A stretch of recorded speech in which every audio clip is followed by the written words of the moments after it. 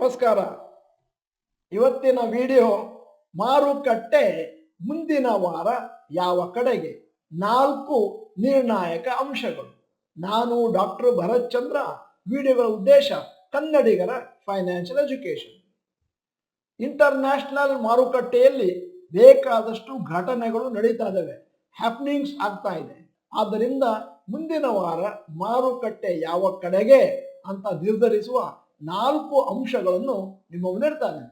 ಸದ್ಯದ ಮಟ್ಟಿಗೆ ಮಾರುಕಟ್ಟೆ ವೀಕ್ ಆಗಿದೆ, ವೊಲಟೈಲ್ ಆಗಿದೆ ಮತ್ತು ನೆಗೆಟಿವ್ ಫ್ಯಾಕ್ಟರ್ಸ್ ರಾರಾಜಿಸುತ್ತಾ ಇದೆ. ಮುಂದಿನ ವಾರದ ನಿರ್ಣಾಯಕ ಅಂಶ, ಮೊದಲನೇ factor global Qs. US market ಅನ್ನ ನೀವು ಕ್ಲೋಸ್ ಆಗಿ ಅಬ್ಸರ್ವ್ ಮಾಡಿದ್ರೆ ಒಂದಷ್ಟು ಕರೆಕ್ಷನ್ ಕಾಣ್ತಾ ಇದೆ. ಯಾಕಂತಂದ್ರೆ weak quarterly results from many large companies.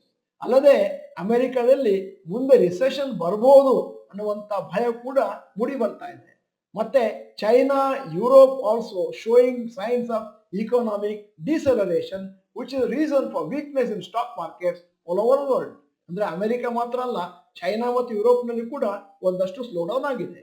Japan ಅವರು ಅವರ ಇಂಟ್ರೆಸ್ಟ್ ರೇಟ್ ಅನ್ನು ಜಾಸ್ತಿ ಮಾಡಿದ್ದಾರೆ. ಯಾಕಂದ್ರೆ ಬಹಳ ವರ್ಷಗಳಿಂದ ಅತಿ ಕಡಿಮೆ ರೇಟಲ್ಲಿ ಇತ್ತು.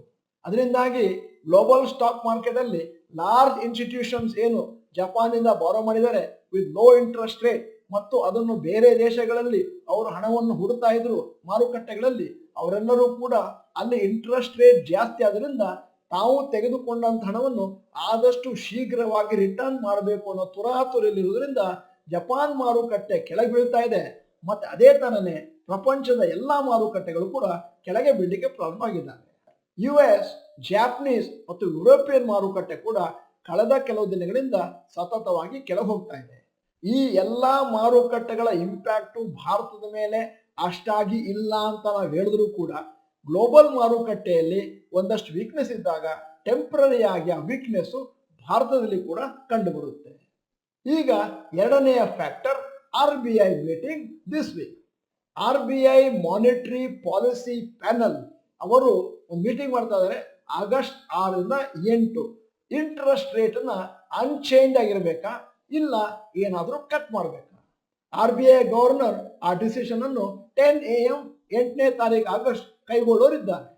ಸಾಮಾನ್ಯವಾಗಿ RBI ಮೀಟಿಂಗ್ ನಡೀತದೆ, ಮತ್ತೆ ಇಂಟ್ರೆಸ್ಟ್ ರೇಟ್ ಹೈಕ್ ನ ಅಥವಾ ಇಂಟ್ರೆಸ್ಟ್ ರೇಟ್ ನ ಕಮ್ಮಿ ಮಾಡುವಂತ ಡಿಸಿಷನ್ ಅನ್ನು ತಗೊಳ್ತಾನೆ ಅಂತ ಆದಾಗ ಮಾರುಕಟ್ಟೆಯಲ್ಲಿ ಒಂದಷ್ಟು ವೊಲಟಾಲಿಟಿ ಇರುತ್ತೆ ಮತ್ತು ನರ್ವಸ್ನೆಸ್ ಮತ್ತು ವೀಕ್ನೆಸ್ ಕೂಡ ಇದ್ದೇ ಇರುತ್ತೆ.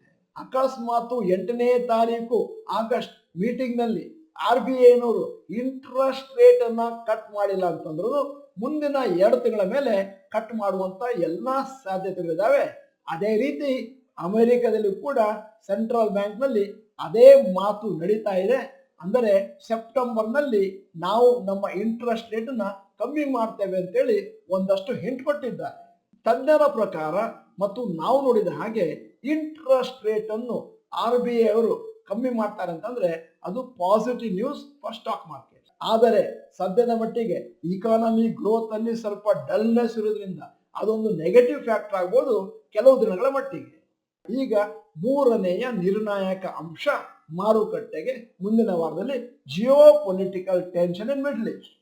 ನಿಮಗೆಲ್ಲ ಗೊತ್ತಿದ್ದ ಹಾಗೆ ಕೆಲವು ದಿನಗಳ ಕೆಳಗೆ ಹಮಾಸ್ ಲೀಡರ್ ಇಸ್ಮಾಯಿಲ್ ಹನಿಯಾ ಅವರನ್ನ ಇರಾನ್ ಅಲ್ಲಿ ಅಸಾಸಿನೇಷನ್ ಮಾಡಿದ್ರು. ಇಸ್ರೇಲ್ ಅವರು ಈ ಅಸಾಸಿನೇಷನ್ ಅನ್ನು ಮಾಡಿದ್ದಾರೆ ಅನ್ನುವಂತ ಪುಕಾರಿದೆ. ಇರಾನ್ ಅಲ್ಲದೆ ಮಿಡ್ಲ್ ಈಸ್ಟ್ ನ ಇತರ ದೇಶಗಳು ಕೂಡ ಒಟ್ಟಿಗೆ ಆಗಿ ಇಸ್ರೇಲ್ ನ ಅಟ್ಯಾಕ್ ಮಾಡುವಂತ ಚಾನ್ಸಸ್ ಅನ್ನು ಅಲ್ಲಗೆಳಿಲಿಕ್ಕಾಗೋದಿಲ್ಲ. ಮತ್ತೊಂದು ಸೈಡ್ ನಲ್ಲಿ ಅಮೆರಿಕ, UK ಇದ್ದೇ ಇದೆ ಇಸ್ರೇಲ್ಗೆ ಹೆಲ್ಪ್ ಮಾಡಲಿಕ್ಕೆ. ಇದರಿಂದಾಗಿ ಇಂಟರ್ನ್ಯಾಷನಲ್ ಆಯಿಲ್ ಪ್ರೈಸ್ ಕಮ್ಮಿ ಆಗಬಹುದು ಅನ್ನುವಂತ ಒಂದು ಒಪಿನಿಯನ್ ಕೂಡ ಇದೆ. ಈಗ ನಾಲ್ಕನೆಯ ಮತ್ತು ಕೊನೆಯ ನಿರ್ಣಾಯಕ ಅಂಶ, ಮುಂದಿನ ವಾರ ಮಾರುಕಟ್ಟೆ ಮೇಲಕ್ಕೋ ಕೆಳಕ್ಕೋ ಅಂತ ತಿಳ್ಕೊಳ್ಳಿಕ್ಕೆ international oil prices. International oil prices ಕೆಳಗೆ ಬಿದ್ದಿದೆ because of the concerns of demand falling down due to slow down in US economy. US ಎಕಾನಮಿಯಲ್ಲಿ ಒಂದಷ್ಟು ಸ್ಲೋ ಡೌನ್ ಆದಾಗ ಪೆಟ್ರೋಲ್ ಮತ್ತು ಡೀಸೆಲ್ ಕನ್ಸಂಪ್ಷನ್ ಕಮ್ಮಿ ಆಗುತ್ತೆ, ಮತ್ತೆ ಆಯಿಲ್ ಪ್ರೈಸಸ್ ಕೂಡ ಕಮ್ಮಿ ಆಗಲಿ ಶುರುವಾಗುತ್ತೆ. ಮತ್ತು ಸದ್ಯದ ಮಟ್ಟಿಗೆ ಆಯಿಲ್ ಪ್ರೈಸ್ ಜನವರಿ 2024 ಕಂಪೇರ್ ಮಾಡಿದ್ರೆ ಲೋಯೆಸ್ಟ್ ಲೆವೆಲ್ ಅಲ್ಲಿ ಇದೆ.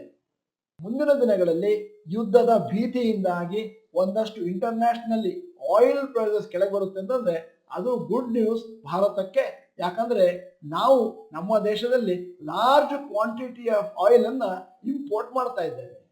ಈಗ ಕಳೆದ ವಾರದ ಇಂಡಿಯಾ ವಿಕ್ಸ್ ಅಥವಾ ವಾಲಟಾಲಿಟಿ ಇಂಡೆಕ್ಸ್ ಬಗ್ಗೆ ಮಾತಾಡ್ತಾ ಇದ್ದೇನೆ.